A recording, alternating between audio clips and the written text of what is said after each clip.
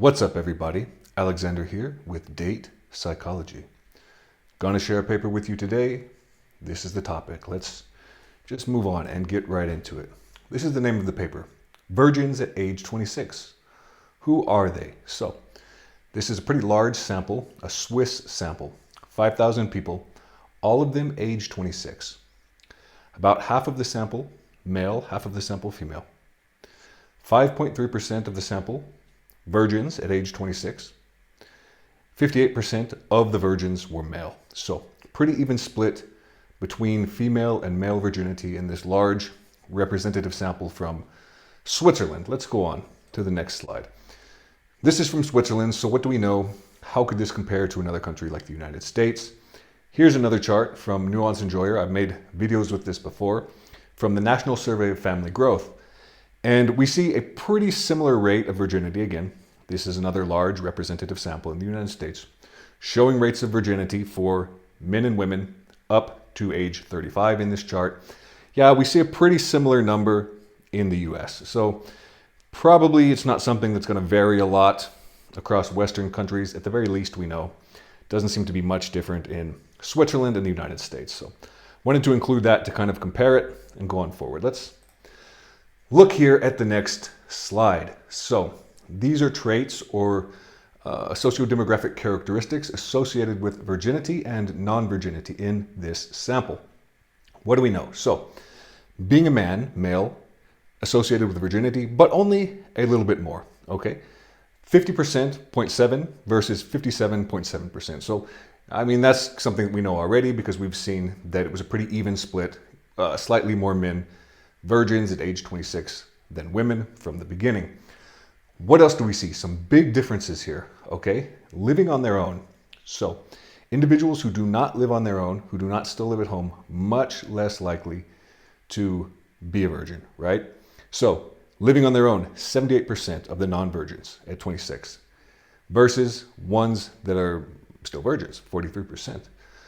What else do we see here? A bunch of substance abuse variables in this predict virginity, and that is to say substance abusers are less likely to be virgins at age 26. Substance abuse in past research also predicts more casual sex, more frequent casual sex, earlier sexual debut, or that is the age that one first has sex at.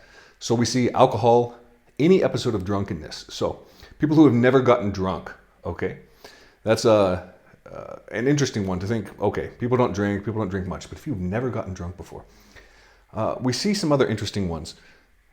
Virgins, less likely to have ever used a dating app, and also less likely to be pornography users. Perhaps the opposite of what you might expect, right?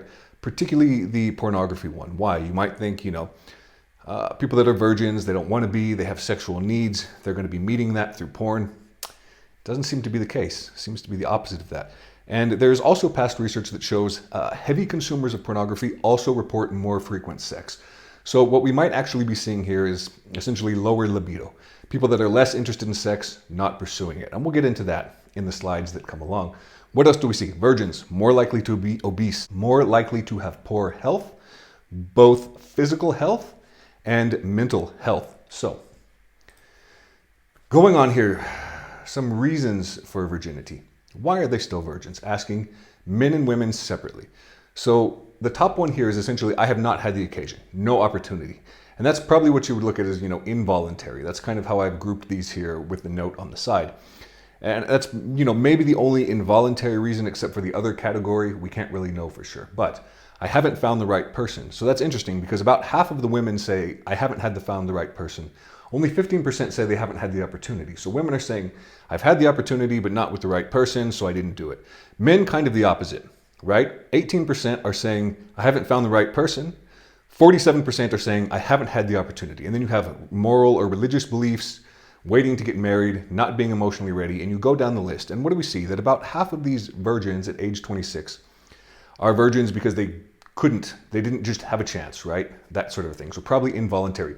The other half are reasons that indicate choice or voluntary reasons in a sense. So that might be something else to consider because sometimes in the discourse on male virginity, male sexlessness, we tend to see people group it all together like as if every man was out there just willing to have sex at the moment and trying really hard. probably not the case, which, is kind of also seen in the dating app statistics, right? In this same data set. Virgins less likely to be app users. Why is that? Well, maybe they don't want to, maybe they're not that interested in pursuing sex, as opposed to being involuntarily excluded. And what else do we see? Not included in these slides, but in the recent Pew data set from 2023, single men, right? We saw a very, very large percentage of single men, about 60% within this young age range of men said, I'm single. Half of those said they were single by choice. So a lot of people are just not dating for whatever reason. They're dropping out. They're not interested in it. Whatever the case may be, it's not all involuntary. Let's go on here now to the next slide. Kind of interpret some of these results and see what do they mean. We mentioned the alcohol and the drug use, right? That's consistent with past research. There's a few papers on this that, substance abuse is associated, again, as I said, with more frequent sexual activity, with not being sexually inactive. A good paper here by South and Lay, it talks about how much alcohol use and abstinence from drugs and alcohol can explain the variation in the decline of casual sex, about 30% of the variance. So what probably happened in the past? People were going out to parties, they were having drinks, they were going to bars. People that don't do that because they're doing it less frequently today, or people who do that today versus people who don't, right? The people who don't, they're not going to be getting in situations like that where they're going to be having casual sex. So this is also something to consider. Drug use, alcohol use, this is considered a risk behavior in the psychological literature. What does that mean? Exactly what it sounds like, and so is casual sex for that matter. All of these things are grouped together. People who are willing to take risks, who are stimulated by risks and also stimulated by substances, right? They're going to be more likely to have sex. They're probably going to be more likely to do things like approach a woman as well. Risks excite them. They don't scare them. People who don't kind of get off on substance abuse, people who are more cautious with it, et cetera, may also be more cautious with casual sex. So that's kind of what we're seeing here is an effect of risk aversion broadly that impacts all of these different variables. This was another interesting one. Again, I think when I posted this paper, a lot of people said it was counterintuitive, and it was to me as well. So low dating app use, right, among the virgins. So what does that say? These virgins aren't all people who have tried, right? They're not all people who have said, we've all been on the apps. We've all failed on the apps. Most haven't, okay? Most have not used the apps. So why is that? They're not seeking out sexual partners through one of the modern venues that, is a very, very common way to seek out sexual partners. This would also kind of indicate that, these 26-year-old virgins, they're not being excluded from mating because of dating apps or something like that. They're not going on the apps and failing. Rather, they're not going on them at all. Remember, half were basically voluntary virgins. So that's something to consider there. What else could be going on here? Because we also see much lower inclination to use pornography. So we see a lower inclination to use dating apps and a lower inclination to use pornography. What does that mean? Could be low libido, right? It could be low testosterone. And that is also something perhaps associated with risk aversion. Because remember, you can see the article here on my website for what I ran on this. Men are not approaching women very much at all. And the men who are not approaching women also, they score higher in risk aversion, right? They don't tolerate risk as well. That's also something related to low testosterone as well. So we might have kind of a generational effect. We know, for example, that the Zoomers, the youngest generation, has lower testosterone on average. There's a lot kind of going on with that. In the last video I made, or the previous to the last, there was a question on that. What's causing the decline in testosterone? Maybe check that out. Anyway, let's go on to the next slide. There's another thing to consider here, and that's extended adolescence. Here's a couple of charts from a different paper that look at this broad trend. Essentially what we know is that the Zoomers are adulting later in life. They're waiting. And again, that's kind of what we see in this data set as well. Those that are extending their adolescence, more likely to be virgins, right? The average age for first, time having sex, both in this Swiss sample, or I should say nationally representative Swiss statistics, not in this sample specifically, and in the United States is about 17. So we're seeing people that are waiting, right, till 26, still haven't had sex.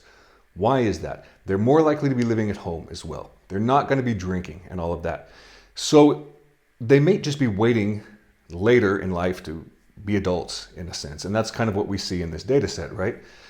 The youngest generations, much less likely to have a driver's license than past generations, much less likely to have tried alcohol, less likely to go on dates, and much less likely to work, also less likely to leave the home. So also worth a mention in this is, obesity.